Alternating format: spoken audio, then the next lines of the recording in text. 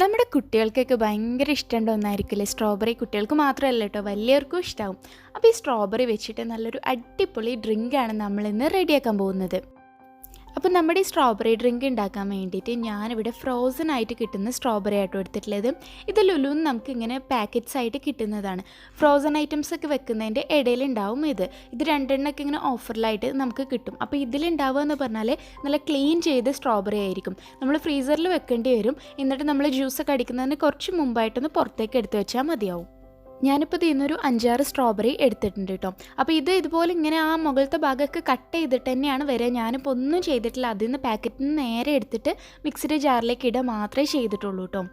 അപ്പോൾ ഇനി ഞാനിതിലേക്ക് ആവശ്യത്തിനുണ്ട് പഞ്ചസാരയും കൂടെ ഇട്ട് കൊടുക്കുന്നുണ്ട് കേട്ടോ.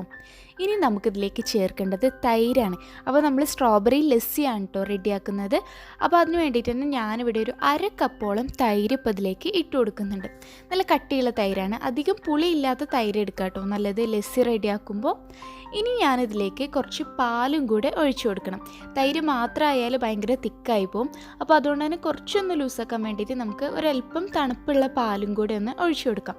അപ്പോൾ ഈ സ്ട്രോബെറിയും അതേപോലെ തൈരും പാലും എല്ലാം നല്ല തണുപ്പ് വേണം കേട്ടോ. എന്നിട്ട് നമ്മളതെല്ലാം കൂടെ ഇതുപോലെ നന്നായിട്ടൊന്ന് അടിച്ചെടുത്താണ് മിക്സിയിൽ.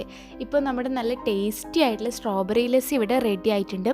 അപ്പോൾ ഇതിന് മുമ്പ് ഞങ്ങളുടെ ഒരു ഹണിമൂൺ വ്ളോഗ് ചെയ്ത അന്ന് അതിൽ ഞാനൊരു ലസ്സി ഷോപ്പ് കാണിച്ചിരുന്നു.